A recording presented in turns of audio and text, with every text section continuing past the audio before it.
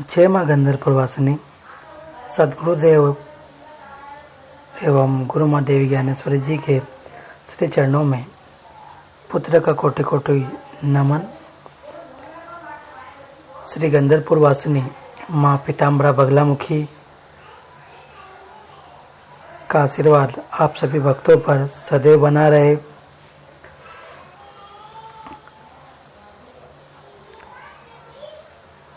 भक्तों,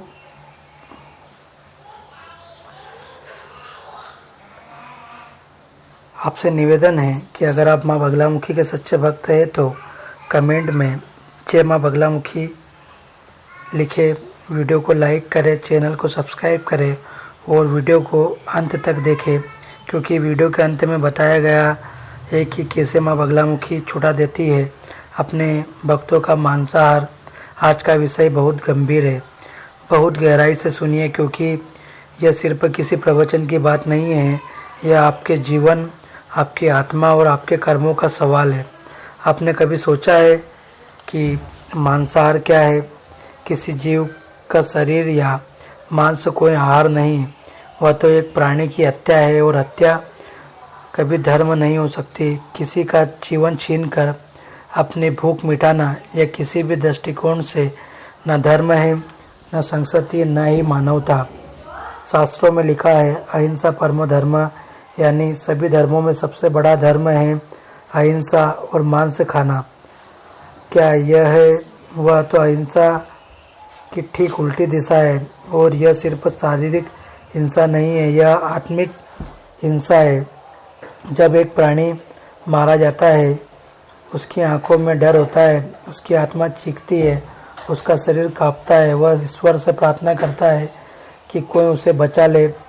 आपको ज़रूर याद होगी अहमदाबाद विमान दुर्घटना। जरा सोचिए, जब प्लेन क्रैश हो रहा था उस समय उन यात्रियों को अपनी मृत्यु सामने दिख रही थी, मगर वह कुछ नहीं कर सकते थे। क्या उन्होंने भगवान से प्रार्थना नहीं की थी?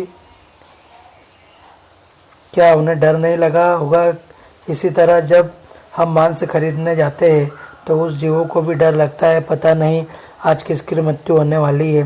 कभी उस मुर्गे और बकरे की आंखों में झांक कर देखना जिसे आज कसाई ने काटने के लिए चुना है, सिर्फ आपकी वजह से। वह भी भगवान की संतान है, वह भी सांस लेता है, उसे भी दर्द होता है, उसे भी डर लगता है। और फिर लोग कहते हैं क्या फ़र्क पड़ता है? फ़र्क पड़ेगा। भगवान का नियम है कि जो बोया है वही काटेगा। तुमने बकरे को काटा, मुर्गे को काटा, भूनकर खाया, तुम सोचते हो कि इसका कोई हिसाब नहीं होगा। ब्रह्मांड में एक एक चीज़ का हिसाब रखा जाता है। आज तुमने मुर्गे और बकरे की गर्दन काटी है, उन्हें भूनकर खाया, कल तुम्हारा शरीर भी किसी विमान या दूसरी दुर्घटना में जलेगा, तुम्हारी हड्डियाँ चटकेगी, तुम बिलकोगे पर कोई नहीं सुनेगा, क्योंकि तुमने भी किसी की चीखें नहीं सुनी। मांस खाना सिर्फ एक स्वाद नहीं, यह एक घोर पाप है, क्योंकि तुमने एक जीव की हत्या की है। इस पाप का प्रायश्चित तभी हो सकता है जब तुम सच्चे मन से ईश्वर की शरण में आते हो, उनसे इस पाप की माफ़ी मांगते हो। अब सवाल उठता है, क्या कोई ऐसी शक्ति है जो इस पाप से हमें मुक्त कर सकती है? उत्तर है हाँ, और वह है माँ बगलामुखी, स्तंभन शक्ति की अधिष्ठात्री देवी, जो नकारात्मकता को रोक देती है, शत्रु और बुरी आदतों को जड़ से काट देती है। उनका एक ही उद्देश्य है, बुरी आदतों और बाधाओं का विनाश। भक्तजनों, अगर आप माँ बगलामुखी की पूजा साधना करते हैं और अभी भी मांसाहार करते हैं, तो माँ बगलामुखी कैसे आपका मांसाहार छुड़ा देगी, आपको पता ही नहीं चलेगा। अगर माँ बगलामुखी ने आपको अपने भक्ति के लिए चुन लिया है तो आपको क्या अनुभव होगा जानते हैं?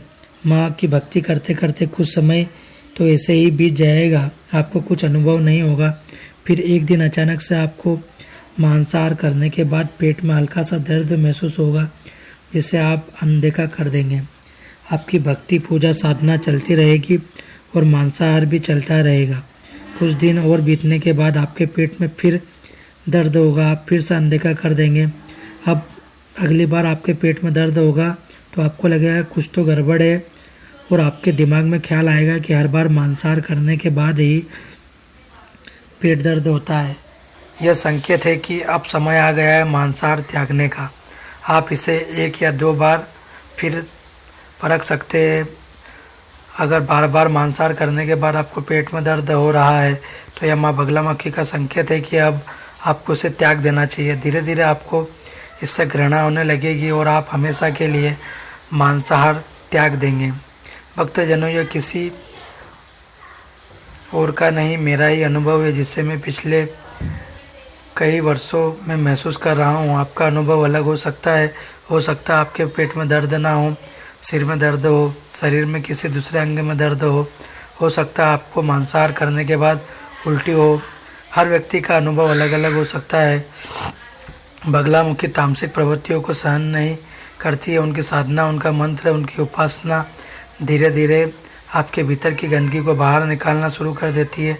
माँ की साधना में ऐसा तेज है कि वह आपके भीतर की तामसिक ऊर्जाओं को जलाकर राख कर देती है। पहले स्वाद बिगड़ता है, फिर इच्छा मरती है, फिर घृणा पैदा होती है। माँ की उपासना एक अग्नि की तरह है जो बुराई को जलाकर राख कर देती है। मगर ध्यान देना, यह साधना मजाक नहीं है। माँ के दरबार में झूठ नहीं चलता। अगर आप सिर्फ दिखावा करोगे और अंदर से मांस की भूख रखोगे तो माँ झटका भी देगी आपके ही कर्मों का परिणाम देखकर। इसलिए अगर आपने ठान लिया है कि मांस नहीं खाऊंगा तो माँ आपके साथ खड़ी हो जाएगी। रोज़ माँ से कहो, माँ मेरी जीवा पर ताला लगा दो, मुझे अब कोई भी जीव भक्षण ना भाए। माँ मुझे सात्विक बनाओ, मुझे आपकी भक्ति साधना के योग्य बनाओ। और देखना माँ कैसे धीरे धीरे आपको जीवन बदलेगी। आपको नींद अच्छी आने लगेगी, मन शांत हो जाएगा, क्रोध, काम, वासना, डर सब मिटने लगेगा, शरीर हल्का लगेगा, आत्मा में मिठास घुलने लगेगी। माँ बगलामुखी की साधना सिर्फ शत्रुओं को रोकने के लिए नहीं है, यह अपने अंतःकरण के शत्रुओं को भी नष्ट करती है। काम, क्रोध, लोभ, मांस, मद, मोह सब जड़ से उखड़ जाते हैं। मांसाहार एक ऐसा अंधकार है जो आत्मा को अंदर से सड़ा देता है।